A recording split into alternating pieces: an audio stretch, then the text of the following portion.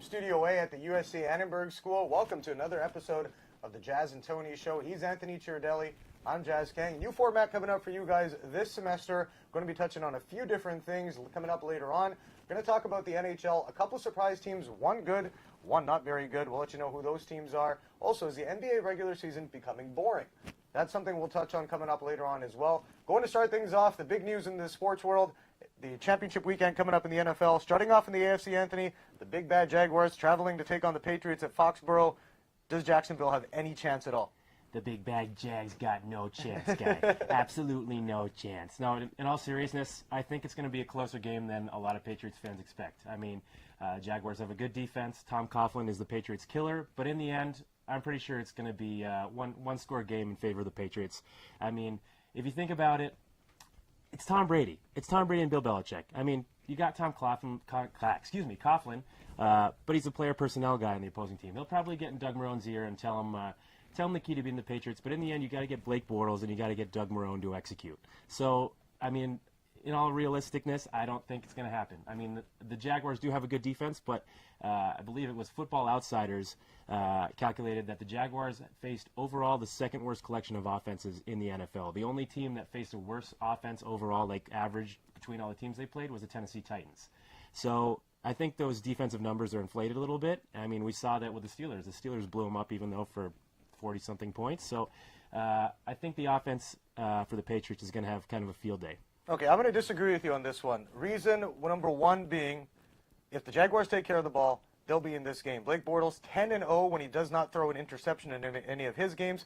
Plus, what do the Pats had problems with? If you look at the losses they've sustained, especially against those Giants teams and against the Jets at one time trying to get into the AFC Championship, they put Darrelle Revis on Rob Gronkowski on the outside. The Jaguars, they have the cover guys with A.J. Bouye.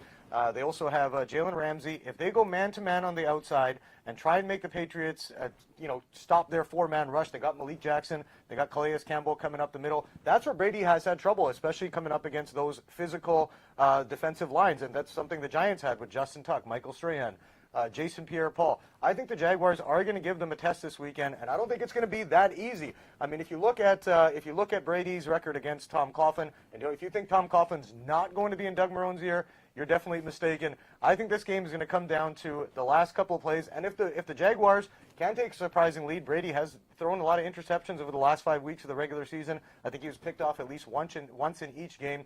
If they can get to him, get a couple of early turnovers, get a 10, 13-0, 14-0 lead, I think the Pats are going to be in trouble. So the difference between the Patriots teams back then and now is that they have Gronk. I mean, 2007 they didn't have Gronk. 2011 Gronk was coming back from a high ankle sprain.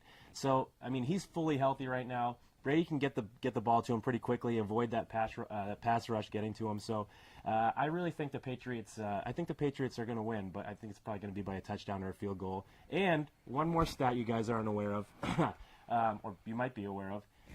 The Patriots, every season the Patriots have lost their opening game of their regular season, they've won the Super Bowl. It's happened 3 times. They've won the Super Bowl every year. So I don't know if it has no actual skill or player personnel assessment, but it's a little bit of a thing to think about.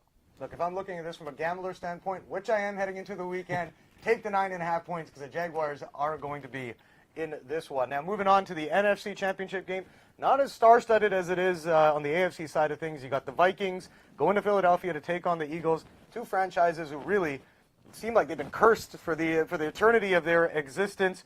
Who you got coming up this weekend? I'm going to go with the Vikings. I know they're playing away in Philadelphia, but I just think it's a tale of 2 never-wases or has-beens, or I guess you call them never-wases, like Keenum and Foles. And I really think Keenum's going to be the one to be the difference, especially because the Philadelphia pass defense isn't as good as their overall defense was. They were taking advantage on the pass a little bit over the season. I also just think Philadelphia, he's not Carson Wentz. I know he won a game, but I know it was the Falcons, a strong Falcons team, but Foles is going to turn back into a pumpkin very soon. Well, like you just said, I mean, you're saying Case Keenum is all this, has so much more game than Nick Foles. I mean, I don't think so. If you look at Case Keenum, he's 1-4 on the road against teams who have a winning percentage above 666. Also, if you look at the last 8 combined championship games between the AFC and NFC, when the number 1 team was at home, they're 8-0 in the playoffs over the last 8 meetings in either conference. Going into Philadelphia, it's going to be an outdoor thing. I think it's going to be just above freezing at that time because it kicks off at about 7:30, 7:40 Eastern time, or pardon me, 6:30, 6:40 Eastern time. It's going to be cold. The Vikings are a dome team. The Eagles are going to be able to get to Case Keenum, something that we didn't see a lot of with the Saints last weekend. I don't think that the Vikings have the offensive firepower. They have better receivers, I think, than the Eagles by a little bit with Diggs and Thielen. But also, if you look at the guys like Fletcher Cox, they're going to be able to get to Keenum this time. I think it's going to be a very low-scoring game. I think the Eagles get back to the Super Bowl. Everybody's going to be talking about Nick Foles, but last week he did his job. He didn't throw any turnovers. They ran a lot of the run-pass option, a lot of quick strike throws. I think that's going to be a lot closer of a game than most people think. Yeah, maybe. In the end, we'll see. I know the Patriots are probably focusing on their game this week, but I don't think they could care less who they're probably going to. They might play in the Super Bowl. Sorry for assuming, but yeah, it's interesting to see. He's already got his ticket punch right now for his little Boston fanness. He already thinks they're going to get through the Jaguars. Oh, I'm sorry. I'm from Vancouver, and we beat the Canucks. So he's so bitter. Yeah, I still am. Yeah. He's secretly a Patriots fan, very secretly, because the 49ers are bad. All right. Well, okay. One last question on this one. Your prediction, what's the final score coming up in this NFC Championship game? NFC Championship game, I'm going to say 17-10 Vikings. All right, I'm going to take 17-13 Eagles, which, again, in gambling terms, the Eagles cover the +3. Now, another thing we wanted to touch on coming up in the next part of the show, NHL, a couple of very, very big surprise teams. One, they're on opposite ends of the spectrum, basically. You got the Vegas Golden Knights, sitting in first in the Pacific Division, second overall in the NHL behind the Tampa Bay Lightning. You have the Edmonton Oilers, 10 points behind a playoff spot with Connor McDavid, with Leon Draisaitl. What's the bigger surprise to you about these teams? The bigger surprise is obviously the Vegas Golden Knights. I mean, an expansion team doing what they're doing now is unheard of. It's never happened. I mean, the Golden Knights are far and away the best expansion team ever to play in the NHL. And according to 538, they're also the best expansion team in the history of professional sports. I mean, in the Big Four sports. It's unbelievable what they're doing. I mean, the Oilers, yeah, they were really good. They've got their I mean, they had a stacked team until they traded Eberle, but that's it right there. You can't expect Peter Chiarelli to have nice things. I mean, he really. Well, yeah, okay. Yeah, I think he holds the fair distinction assessment. of being one of the only GM to trade the top 2 picks in one draft. I mean, he traded Sagan, then he traded Hall for Larson, and Larson is. He's not good. He's not playing He's well. middle of the run. Yeah, and Hall's really is playing a big role in New Jersey. So I really don't think you can be surprised about the Knights and the Oilers. Well, to me, I mean, I'm shocked, coming from Canada and seeing the Oilers last year. They had a great run after not making the playoffs. For I think it was 10 seasons overall. They didn't get in. They got in last year. There's this big hoopla about having Connor McDavid on that team, which it should be. I mean, you didn't see Sidney Crosby miss the playoffs his first season with Pittsburgh. Hasn't missed it since. Right? So if McDavid is that much of a generational player, and he has support, especially on the offensive end, they got Milan Lucic, they got Patrick Maroon, but they're struggling defensively. Cam Talbot last year, I think he had a 2.43 GPA or GAA, sorry, GPA. That's Anthony. The same thing. That's Anthony's for last My semester, GPA is but he's at 3.11 this year, and Peter Chiarelli has not addressed the defensive woes that team has had.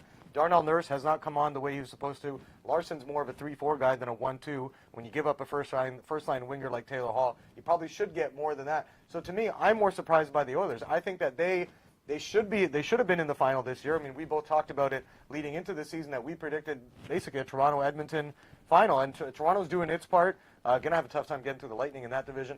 And the Bruins. Oh, the Bruins are coming on strong, too. He has to add in the Boston thing. We already talked about the Patriots, but he has to add this in. But overall, honestly, I'm more shocked at the fact that the Oilers, if they were struggling a little bit and sitting 2-4 points out, you could say, that's okay, they're going to get it together. 10 points out, they have to leapfrog 5 other teams to get into a playoff spot in the West. I don't think that's going to happen. Yeah, I mean, I tried to make a big splash at the beginning of the season by saying the Oilers and Maple Leafs would make the Stanley Cup Finals, but big surprise, it's the Oilers that probably aren't going to do it. So I'm going to make a bigger splash and say that the Vegas Golden Knights are going to beat the Maple Leafs in the Stanley Cup Finals. Okay, this guy's we're going to go on to the next subject here. All right, last one for the show. NBA regular season, it's been up and down. I mean, you have the Golden State Warriors, not surprisingly, in first in the Western Conference, first overall in the league. Houston starting to fall back a little. You're also seeing the Cavs struggle while the Raptors and Celtics have come up. Again, another Boston reference. I think we're going to be talking about that all day. But overall, for you, as a casual NBA fan, how have you found the game so far this season? I mean, they're great. Are you kidding me? It's amazing. Just look at the game from the Clippers-Rockets game from the other night. It's going to turn into WWE. I mean, I'm saying we should hire Vince McMahon as a consultant for the NBA and figure out those NBA locker room cams. Bring them back while Chris Paul and those guys try to go get in a fight in the locker room and have all these backstories. I mean, it's like a middle school. I mean, I can't wait to have kids so I can hear about all these problems later in like 10 years that the NBA players are having. But in all seriousness, it's been like this forever. People are acting like it hasn't always been a few teams dominating. But look, back in the late 80s, early 90s, or especially early 90s, mid 90s, it was the Bulls. In the early 80s, it was Celtics and Lakers. And then late 90s, early 2000s, it's the Lakers again. And now it's the Cavs and the Warriors. I mean, there's always a team that dominates. For a casual fan like me, I think it's more interesting to see star players do well than it is to see Joe Schmo and the Detroit Pistons beat the Lakers once every fortnight, or that's not even the right word. Fortnite? What's this guy talking about? Right? Speaking 20 out too. No, I mean like seeing a team like Detroit beat the Lakers in the NBA Finals once every 10 years. Like, who cares? I want to see LeBron James. I want to see Chris Paul. I want to see these guys team up and dominate. Well, I think here's the problem. As a hardcore hoops guy, for me, you know, the 2015 year where Golden State kind of came up, they came together. It was interesting because you didn't know who was going to win that year. The Spurs were good, OKC was good, Cleveland was good. Then you look at the year the Warriors won 73 games. That was entertaining because you were like, you know, this is impressive. Look how well they're doing. You want to keep up and keep watching this. Now you're getting to a point where last season I was like, all right, just get through the 82 games because we know it's going to be Cavs Warriors. And even so much of this year, yeah, the Cavs are struggling. LeBron James is still the best player on the planet. I think Kevin Durant maybe a notch below then. But when you're watching the NBA games now, I mean, I watched that Cavs-Warriors game earlier this week, and it was like you knew what was going to happen. So the off-the-court stuff is great. You know, the Twitter wars you're getting, the big, you know, it wasn't really a brawl, which nothing in the NBA tends to happen other than the malice at the palace, which happened a while ago. You know, the guys going at it. That was fun that night. I was hitting refresh on Twitter like, okay, you know, give us some more news. What happened here? The off-the-court stuff is fun, and even the NBA offseason, I think, has done a great job of kind of captivating fans where you want to see what's happening on a day-to-day basis. But the regular season games itself, it's becoming a bit of a joke. Look, the Warriors are going to win the NBA championship again this year, barring injury to Steph Curry and Kevin Durant. Even I think they can afford to lose one of those guys. Houston's not going to beat them. Kawhi Leonard's having health issues. He's going to be struggling with San Antonio. They're still the third best team. OKC is going to fall off the cliff right now because they're just not getting together with Russ Westbrook, Anthony, and Paul George. But for a casual fan, it's great to have all the off-court stuff. But on the court, it's been a pathetic season so far, and I think it's going to stay that way. Although ratings are up overall, I think the younger generation is helping that. I think ultimately the product has suffered. Well, to each their own. Exactly. Well, that's always the motto of it all. That's all the time we have for this show. We'll catch you next time. You can check us out on Facebook. We'll also be putting it up on YouTube. From Studio A at the USC Edinburgh School, he's Anthony Chiardelli. I'm Jazz Kang, and we'll see you next time.